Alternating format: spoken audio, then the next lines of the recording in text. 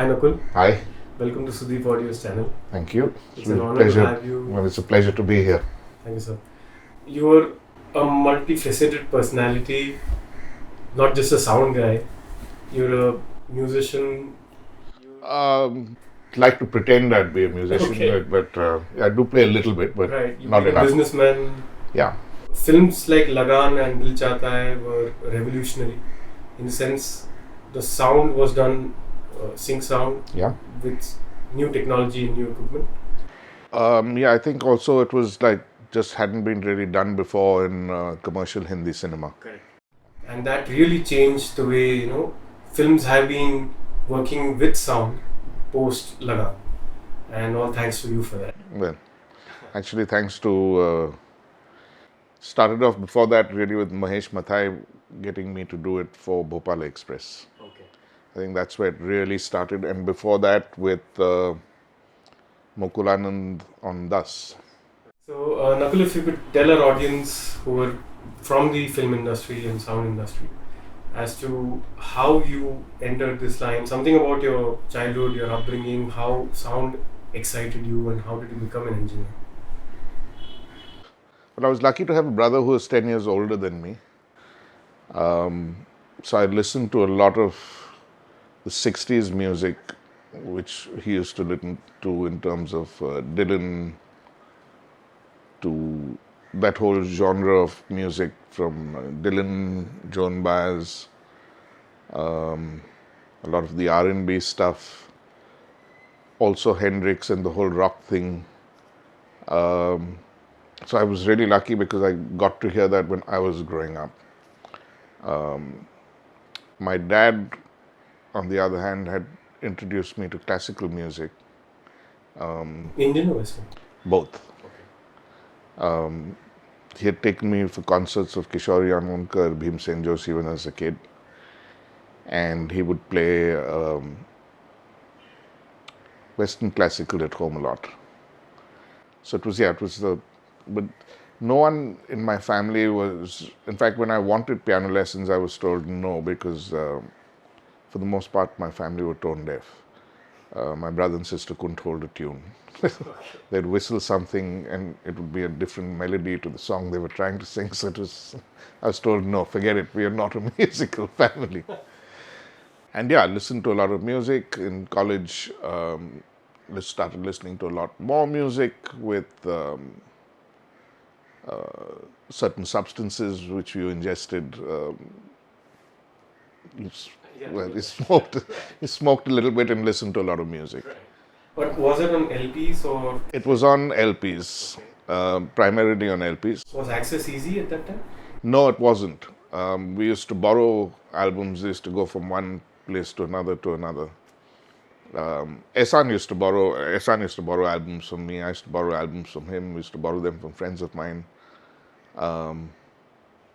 It was really difficult. Cassettes helped in the sense that you could record those albums. We used to visit a place called Gokul in behind the Taj. It was a beer bar. And we were regular because we stayed in that area. And I remember one day telling him, why don't you get a cassette machine?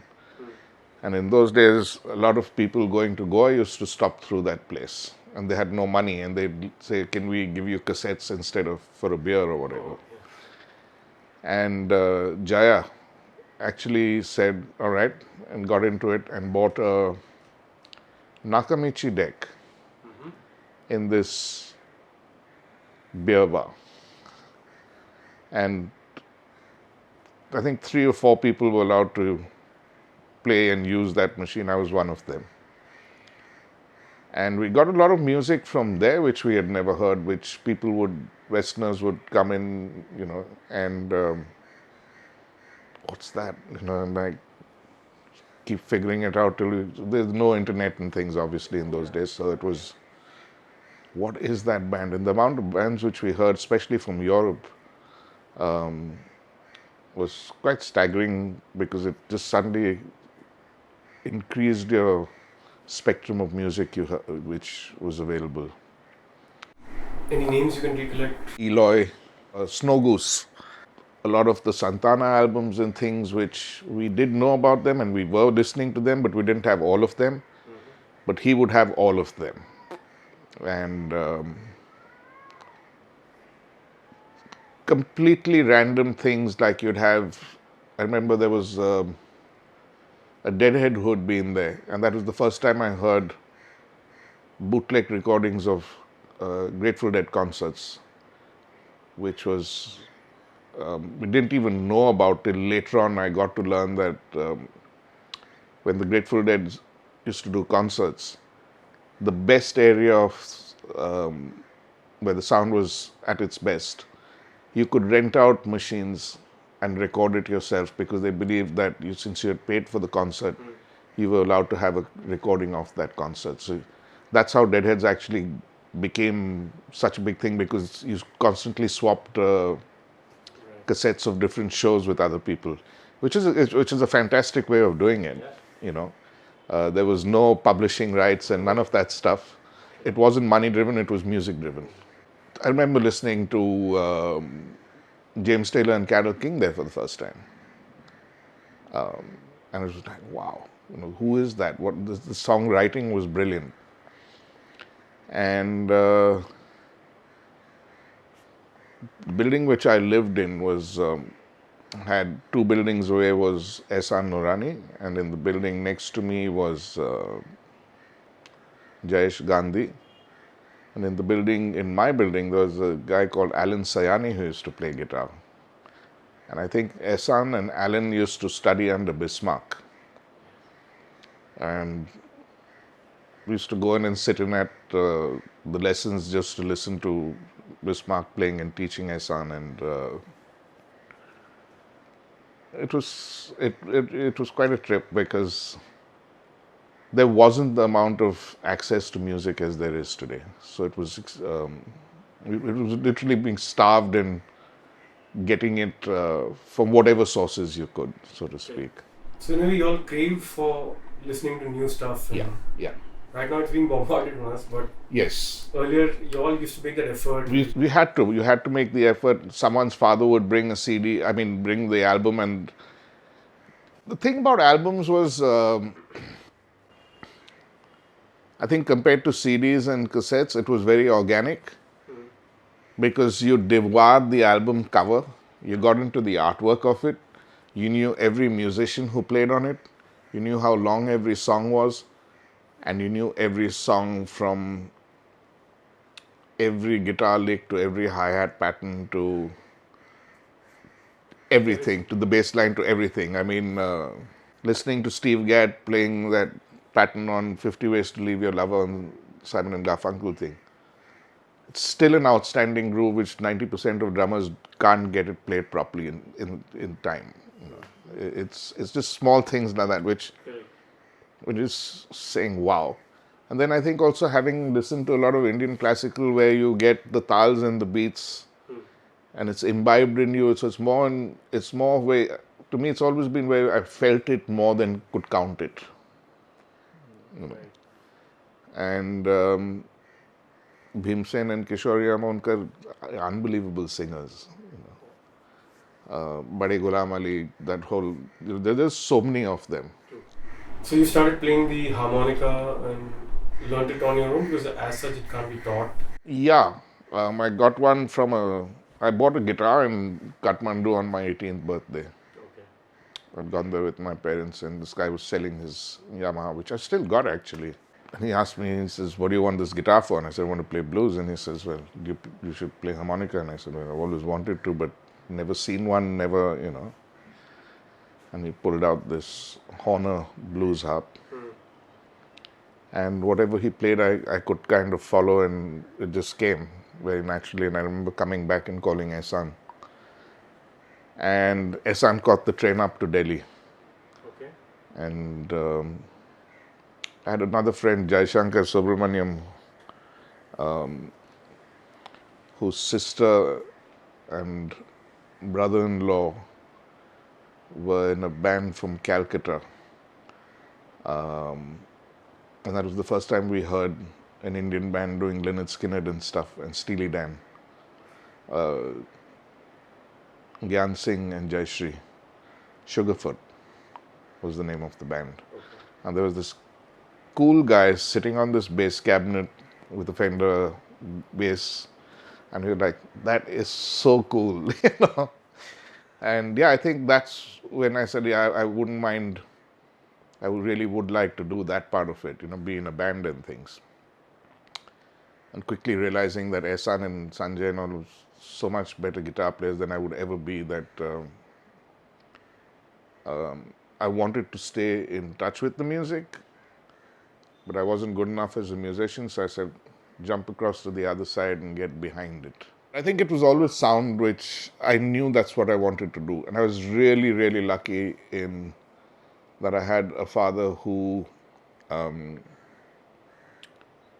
allowed me to follow my dream, because I'd gotten into economics and things. Okay. And I said, I don't see myself sitting behind a desk and doing a 9-to-5 job. And in those days, it was still a traditional Indian mindset. And he said, okay, you know, if that's what you really want to do, you should follow your dreams. And I think Aman Malik, who also went to the States to do sound after me, who is still there, took his father to meet my dad to convince him to let him go for that, which was really cool, I thought, you know. So you went to the States at what age? I went to the States when before that I'd done a little bit. I worked with DCM Datamatrix as a computer programmer as an intern. Oh. And This was post-college? Or? this was while during college. Then tried to join the family business and, you know, things which it didn't really, nothing worked really, yeah. And suddenly I was in this band called Crosswinds with Sanjay Devecha, Ehsan Noorani, Jayu Menon. Whole bunch of people came and went out of there. Mark Menezes, Jayesh Gandhi, I think Mahesh Tenaika, Mark Selvin, who all became Rock Machine later on, also played with Crosswinds at different parts of the time. Mujib Dadarkar, Ranjit Barrett, Kalyan Pathak. Yeah, a lot of people. At that time, there was only one. The band was, I mean, people. Yes. Waterfront had kind of broken up. That was another great band, which it was like, wow, what are these guys doing? But there were not too many venues and there were not too many gigs. Sounds like today, not Today, no, today there are a hell of a lot more venues. I mean, we had Rang Bhavan, CJ Hall, which is now the museum, and that was about it. Oh, no hotels. Nope, that had all closed down. Yeah, College fests and stuff. college fest. There was Moodai, yeah, Malar. Yes. So did you all perform? Yes, we did play. In fact, we did play at. We used to do shows at Xavier's. Right. We've played in Manipal. We've traveled a bit. Delhi. We've done shows. My God, that's so long ago. It's slowly filtering. Yeah, we did do shows. So your own songs or covers or what? Mainly covers, but I think we did a couple of our own songs, which is a huge leap. Wow. Because audiences didn't want to hear your own songs at that time. No. Hey, play Sandara, man. You know, what's the usual thing? Fucker, play Rolling Stones. You know. Yeah, it was Jethro Tull. Oh my God. Doors. It was rough. I mean, it was very rough. But did you all enjoy it? We thoroughly enjoyed it. And we used to make 2,000 rupees or something, which was like, at that time, which was like shitloads of money.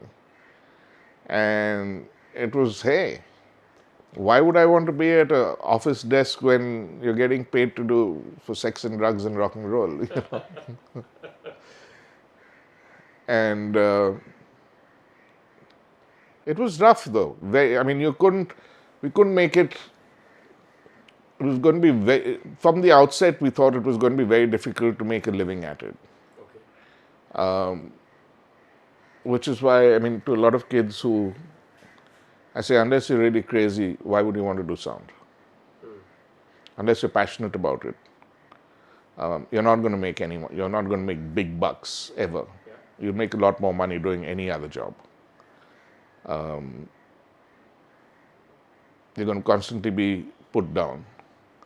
You're going to constantly have competition undercutting you. I think that still happens now. That's the only thing that happens now. So It's sad. yeah. So then you decided that let's move to sound. We said, let's move to sound. That came about by doing a jingle. So how did these kind of activities happen? Because in the corporate sector, you join a company and then grow.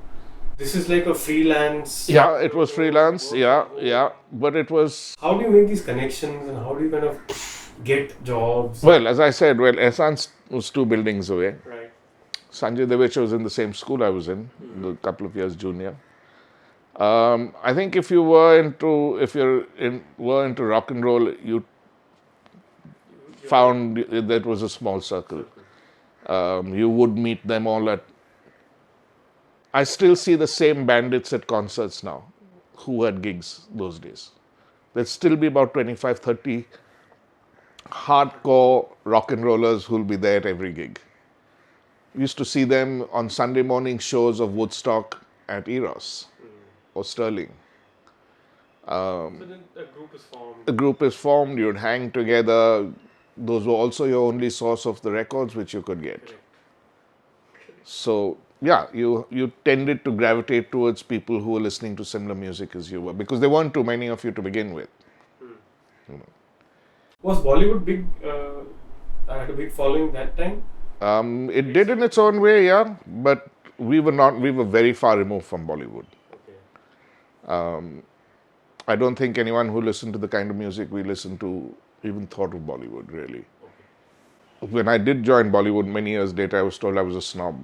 And the thing is that my parents didn't see Hindi films. They took me to see English films. And they did make me listen to Indian classical, but that wasn't, we never did really listen to very much of Bollywood songs in the house. Even though my dad did start Binaka Geetmala with Amin Sayani. Because my dad used to work with Siba. And on a flight back from Delhi with Hamid Sayani in those days when you could have a drink on the plane, these 2 buggers got pissed and they came up with this idea of Binaka Geetmala, which was the first before MTV, that was the music show, which Amin Sayani, who was Hamid's younger brother, took over then. Because Hamid Sayani used to stay in the same building as I did, where my where my mum still stays. His daughter, Poozi Sayani, still stays there, who's also part of the old hippie brigade. A lot of music came from her. And then later on, she was an ad filmmaker, who we worked with a lot too. And I remember her making a feature film for the Children's Society of India, shot in our building again. So yeah, there were lots of people from that. Plus, Dad knew a lot of people from advertising and things, so we'd have them over, Jerson DeCuna, theatre, a lot of theatre people. It was a strange growing up experience. Everything was very accessible. South Bombay was almost incestuous in its own way because you knew everybody. So it was very small in that respect. You went to Cathedral or you went to Campion or you went to one of those schools at that end, so you knew everybody from that end. You went to the same clubs, so And that television wasn't there, so there was no television, yeah. We used to be out on the streets playing and things. I mean, don't get me, we were not just hardcore into music, but I mean, we'd be downstairs playing cricket on the road ourselves, but we would never come home till we got shouted at to say, come back in. I think nowadays the kids are all on their devices and they don't step out. They need to be thrown out. They need to be thrown out. It's bizarre. Yeah, It's unhealthy. For the sound, I did a course in Sound Master. How did you fit in? It was a little odd to begin with because I remember someone saying, "You do know we're going to be doing rock and roll here," and I was really Rolling Stone gathered no moss, playing the dumb Indian. And he says, "No, but your English is really good." And she says, "Where did you learn English?" And I said, "On the flight here," which is completely, you know. And he says, "Oh, we're going to be doing rock and roll." So I said, "Yes, Rolling Stone gathered no moss." And yeah, I'm serious. And my professor, Brian was professor, the teacher of that place, walked by and said, "Stop fucking with him." And Bill turned around and said, like, "I'm not, I'm trying to explain it to him." So he says, "No, no, I'm talking to him. He's already done more gigs than you'll probably do in your life." And he says, "What do you mean?" So he says, "I play a little bit of blues harp with the band." And he says, "What kind of music?" And I said, "Southern rock and roll, the Allman Brothers, Lynyrd Skynyrd." And then he was, "What?" So yeah, that was I think that broke the ice with a lot of them. He took us through, well, imagine you've seen an 8-track studio in Bombay, Western outdoor with white walls with acoustic tiles on them and things. You're suddenly in Los Angeles. You walk into this room where there's this MCI console glowing beautifully, orange tubes. You see a 2-inch 24-track machine. You see a rack of equipment. And my hair stands. You're in love. Because it was like, I'm finally home. And the great thing about that school was that Brad had an incredible selection of microphones. He allowed you to use whatever you wanted to. And you had to like record certain bands, bring in friends if you could, learn different miking techniques. You were encouraged to try different microphones on different things. He was always there to guide you on how to get a sound. And I think the main thing what Brian taught me was visualizing a waveform in my head. At that time, we didn't have any visual display. Yeah. But so his thing was visualize it as a waveform, as a drawing on a board. And then what do you want to do with it? So amplitude versus time, phasing, flanging, delay, echo, chorus, it all starts from there. That's what it is. It's all playing with time and amplitude. And the moment you got that, it was like, fuck, you can do what you want to do. It's like a light going off, you know. And yeah, and then suddenly it's not just something which you're reading on an album, Lexicon 244 etc. You know, you're actually playing with one. And you're just saying, man, you can do so much with this, and learning what pre-delay is, and you know, using a DBX 165, an old Uri LA2A, hearing the warmth suddenly coming out of that, using an optical compressor on bass, and suddenly saying, that's what I want to do if I want to get this sound. So that's how they got that sound. You had examples of albums recorded with that equipment? Yeah. No, you had all the equipment there, so you could play with it and start, and suddenly say, oh shit, this is how that happened.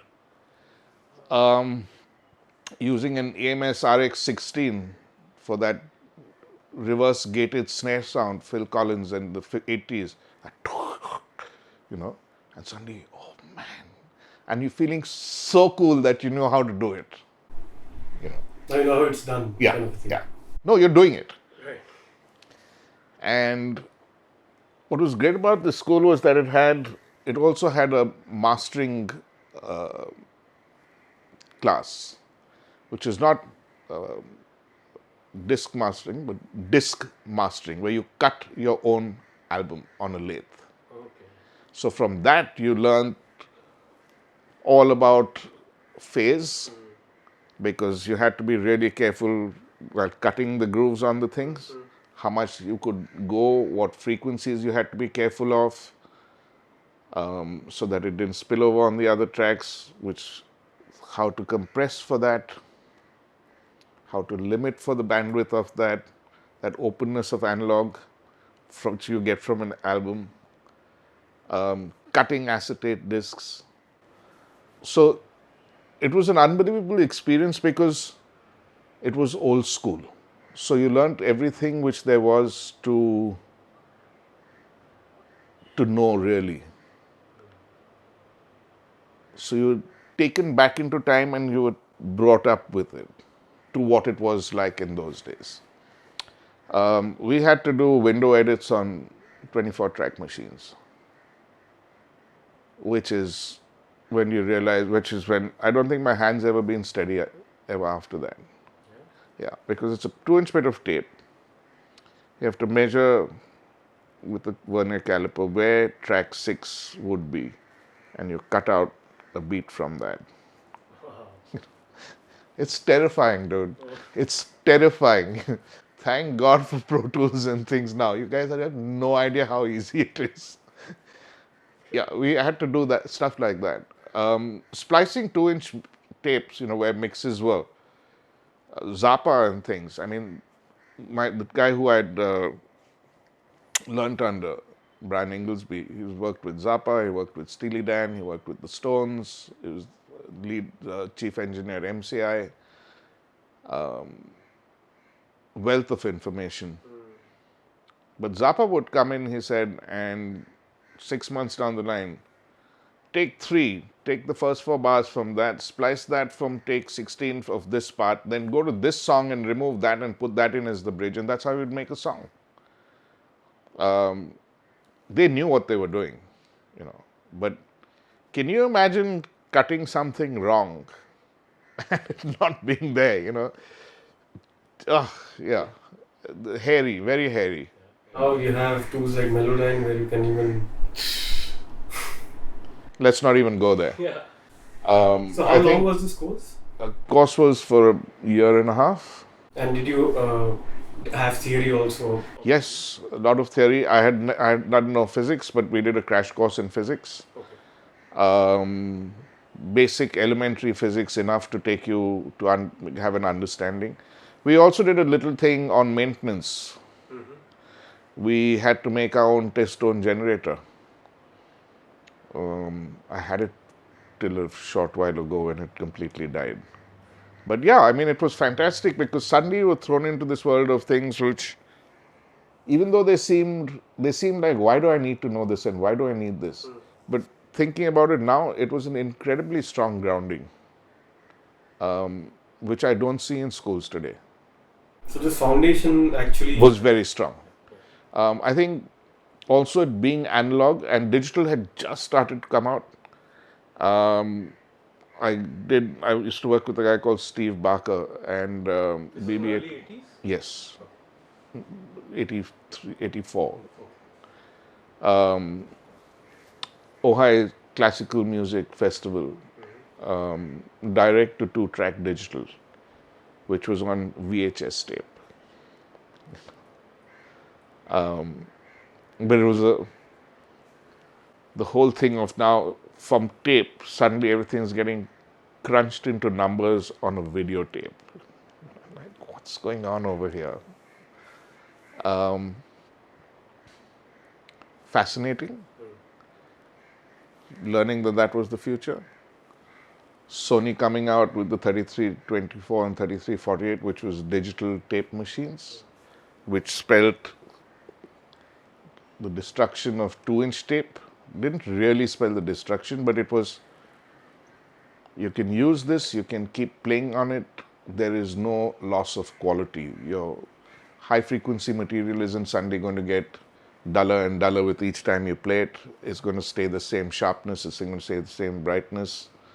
The low end is still going to be the same. So it changed things around quite drastically in its own way. But there was, for rock and roll, it was, you tracked on Neve and Studer, meat and potatoes, fat, big, warm. Then you mixed on an SSL because you had all the automation and the dynamics and things. So it was, yeah. But even that was fascinating, because to suddenly be involved in part of this, to me, I was like, I mean, like just a kid in a candy store, man. I mean, it was wow. And you were allowed to just freely operate Yeah, on yeah, yeah, scenes yeah, and yeah, not yeah. like don't touch this. No, you had to. You had to. You had to, because Those that's many what. courses, they don't allow you to. No, well, the thing was over here is you make your mistakes here. So when you go out into the world, you don't say I came from that school and fuck it up. You know what to do. You know how to punch in, punch out. And yeah, I mean, because on tape you wipe it out. That's gone. There's no second. There's no undo. What actually really helps me out even now, when I'm mixing a film, when I'm doing location sound, I mix my mics onto a track. So doing Hollywood films, you have to give them a mix of radios on one track and boom on another track. So you've got to mix that, and that is what they use in the edit. And if you're supposed to be good enough where they can use that if they want to and not have to go to the isolated tracks. I have worked with directors here who you have to give them a headphone feed too, who have turned to me and said, "You're an old school mixer." So I said, "What do you mean?" So he says, 90% of the kids I work with today are recordists. They push a button, they don't have your craft. They don't know how to fade in a mic, bring in one boom, and when the other one comes in, they have no clue on how to do that smoothly. It's a jump which you hear in your ear, which throws you. Thank you. That's, it's an art which you learn,